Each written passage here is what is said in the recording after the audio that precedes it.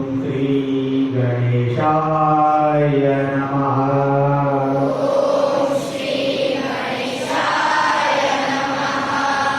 ओम श्री गणेशाय नमः। श्री सरस्वते नमः। ओम श्री सरस्वते नमः। ओम श्री सरस्वते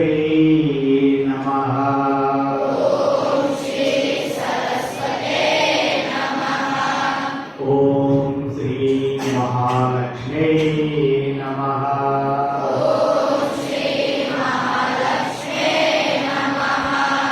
ओम श्री महालक्ष्मी नमः।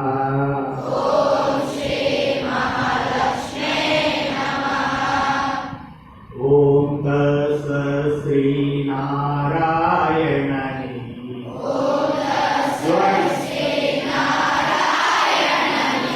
ओम तस् श्री नारायण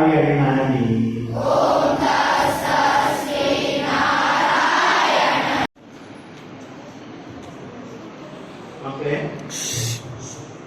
ಇವತ್ತಿನ ಸತ್ಸಂಗದಲ್ಲಿ ನಮಗೆ ಜ್ಞಾನವನ್ನು ನೀಡಲಿಕ್ಕೆ ಒಬ್ಬ ಗುರುಗಳು ಬಂದಿದ್ದಾರೆ. ಅವರ ಹೆಸರು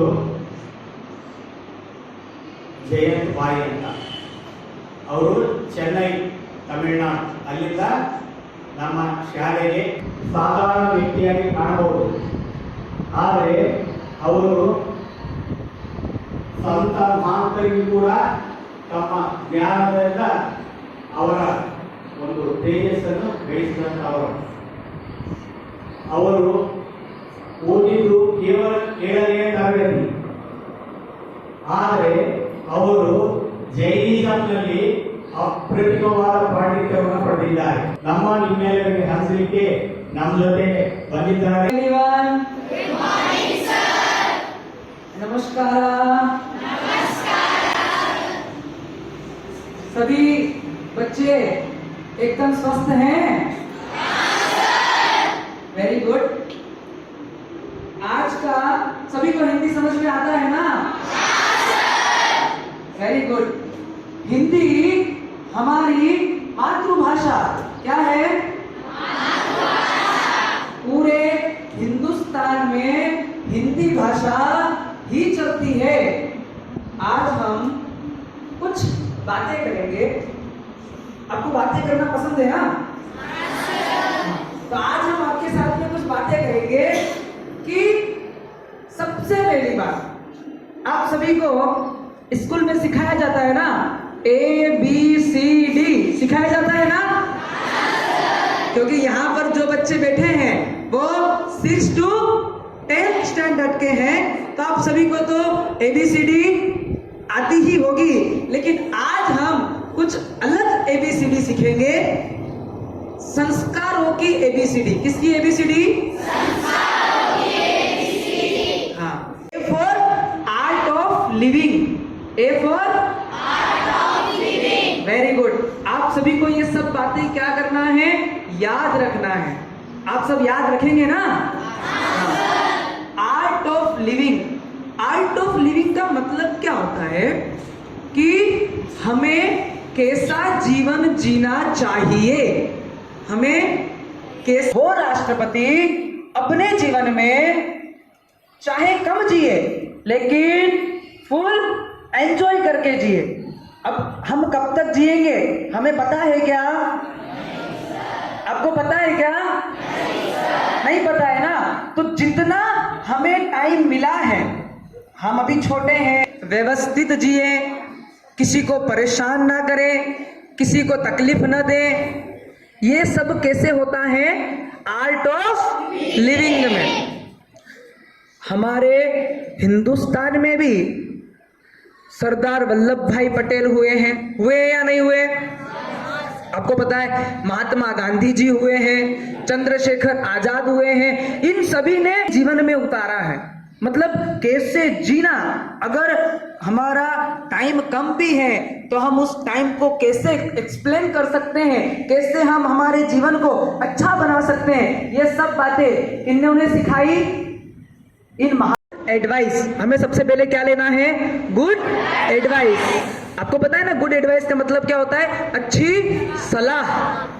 जहां भी मिलती हो, जहां से भी हमें अच्छी बात मिलती हो, हमें क्या करना है? लेना है। अगर अच्छी बात नहीं मिलती है तो हमें वो नहीं लेना है। आपने महाभारत सुनी है? सुनी है ना? पांडव कितने थे? हाँ, उनके सबसे बड़े भाई कौन थे? युधिष्ठिर। एक बार क्या हुआ कि ये सारे के सारे 5 पांडव और दुर्योधन आदि 100 कौरव, ठीक है, कितने हो गए?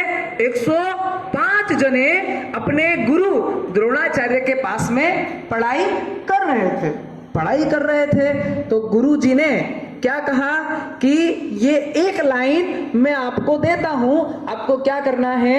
याद करना है। क्या करना है? अभी आपको भी आपकी क्लास में आपके टीचर आपको कुछ लेसन देते होंगे या नहीं देते होंगे? देते हैं। तो आप उसको क्या करते हैं? याद करते हैं। यस। तो वैसे ही उन्होंने भी उनको एक लाइन दी, और वो लाइन कौन सी थी पता है? गुस्सा नहीं करना। एग्री। गुस्सा मतलब होता है एग्री। एग्री नहीं होना।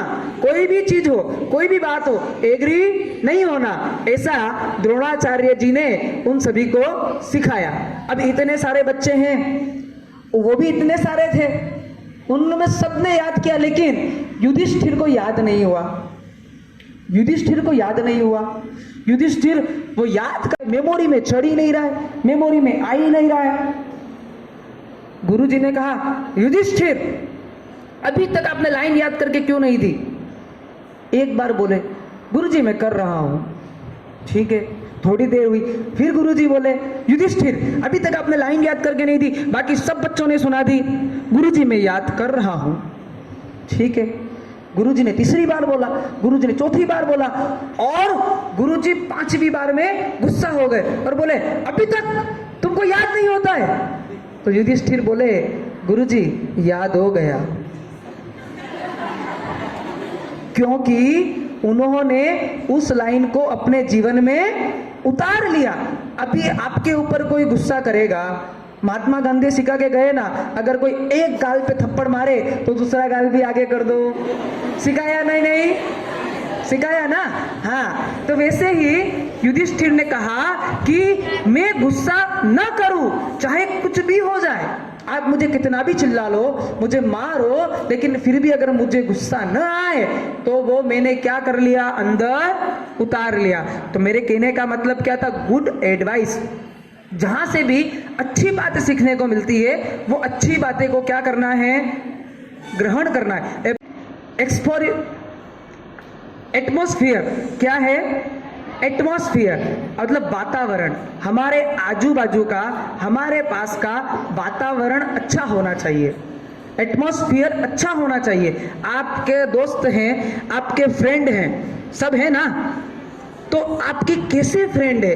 अच्छे हैं या आपको गलत लाइन में लेकर के जाते हैं, गलत बातें सिखाते हैं, या क्या सिखाते हैं? अगर आपको गलत बातें सिखाते हैं तो उन फ्रेंड्स के साथ में नहीं रहना है। जो अच्छी बातें सिखाए, ऐसे मित्र के साथ में रहना है, ऐसे फ्रेंड के साथ में रहना है जो हमें अच्छी बातें बताए, जो हमें सही रास्ते पर लेकर के जाए। उसके बाद में है एंगल। हमें किस एंगल से सोचना है? क्या है? मेरी तरफ ध्यान। हमें किस एंगल से सोचना है? अच्छे एंगल से सोचना है। कोई भी बात हो उसको अलग अलग एंगलों से हम समझ सकते हैं, जान सकते हैं। उसके बाद में है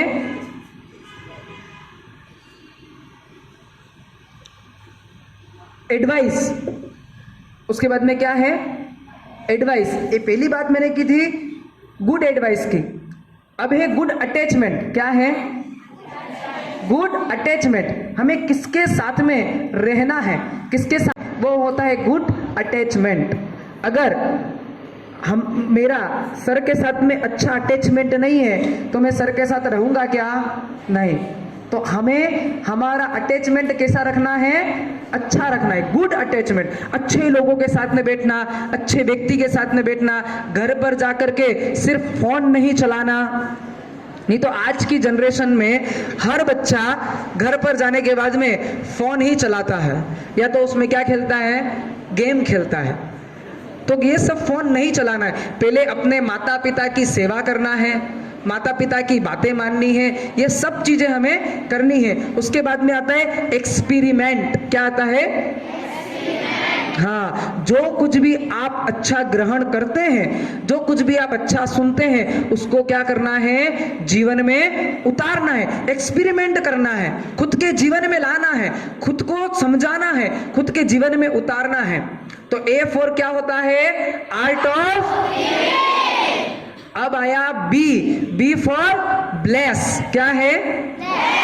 ब्लेस मतलब पता है ना, सभी का क्या हो? भला हो। आपको पता है ना, एक अच्छा सा गाना आता है, भला किसी का कर न सको तो बुरा किसी का मत करना। आता है या नहीं आता है? अगर हम किसी का भला नहीं कर सकते हैं, किसी का अच्छा नहीं कर सकते हैं, तो हमें बुरा करने का कोई हक नहीं है। अगर हम अच्छा कर सकते हैं तो हमें अच्छा करना चाहिए। अगर हम अच्छा करने की ताकत नहीं है तो हमें किसी का बुरा नहीं करना चाहिए। अभी आपको मैं एक छोटी सी स्टोरी, हाँ, एक बार क्या होता है, देखो हमारे मन के जो भाव हैं, हमारे मन के जो विचार हैं, हमारे मन के जो थिंक हैं, वो कैसी होनी चाहिए जिससे सामने वाले व्यक्ति का भी जीवन क्या हो जाए? परिवर्तन हो जाए, रिनोवेशन हो जाए सामने वाले व्यक्ति का भी। तो हमारे मन को हमें कैसा रखना चाहिए? हमारे मन की थिंक कैसी होनी चाहिए? एक छोटी सी स्टोरी से हम सुनेंगे। एक बैंक के अंदर 4-5 बैंक मैनेजर, कैशियर जो कि पैसा देते थे। आप बैंक जाएंगे तो आपको पैसा कहां से मिलेगा? कैशियर के पास से। तो ऐसे 4 कैशियर के क्या लगे हुए थे? काउंटर लगे हुए थे। चारों के अलग अलग काउंटर थे। अब चारों जगह से क्या कर सकते हैं? कैश ले सकते हैं। 4 व्यक्ति उस काउंटर के ऊपर बैठे हुए हैं अलग अलग जगह पे, लेकिन एक काउंटर पे लंबी लंबी लाइनें लगी है, भीड़ ही भीड़ हो रही है, इतनी भीड़ एक ही काउंटर पे। और बाकी के जो 3 काउंटर है वो पूरे के पूरे कैसे हैं? 2-4 व्यक्ति आते हैं, पैसे लेकर चले जाते हैं, बाकी एक ही कैशियर के पास से सारे पैसे ले रहे हैं। तो उस कैशियर से पूछने में आया कि आखिर तुम में ऐसा कौन सा जादू है? What is the magic? ऐसा कौन सा मैजिक है तुम्हारे पास कि इतनी सारी भीड़ तुम्हारे आगे खड़ी होती है? तो वो बोला, मेरे पास कोई मैजिक नहीं है, मैं कोई मैजिक नहीं करता हूं। तो फिर इतनी भीड़ कैसे आती है? तो कि मैं जब भी किसी को अपने हाथ से पैसा देता हूं, मेरे अपने हाथ से कैश देता हूं, तो मैं मन में एक थिंक लेकर के आता हूं कि ये पैसा मैं जिसको दे रहा हूं, ये कैश मैं जिसको दे रहा हूं, उसका क्या हो? भला हो। और आप मानेंगे नहीं, वो जितने व्यक्ति लाइन में खड़े होते थे ना, किसी ने ड्रिंक करना छोड़ दिया, किसी ने किसी को मारना छोड़ दिया, किसी ने किसी का बुरा करना छोड़ दिया, किसी ने किसी को परेशान करना छोड़ दिया, किसी ने किसी को मारना छोड़ दिया, किसी ने गुस्सा करना छोड़ दिया। कैसे? सिर्फ उस कैशियर की थिंकिंग से। मतलब आपको पता है ना, वाइब्रेशन काम करता है। क्या काम करता है? वाइब्रेशन। हमारे मन का वाइब्रेशन कैसा है? वो काम करता है। फोन के अंदर भी वाइब्रेशन होता है ना। ऐसे ही हमारे माइंड में भी वो वाइब्रेशन होता है, वो काम करता है। और जब वो काम करता है ना, आप अच्छा अगर वाइब्रेशन लेंगे तो वो अच्छा काम करेगा, और अगर गंदा वाइब्रेशन लेंगे तो वो कैसा काम करेगा?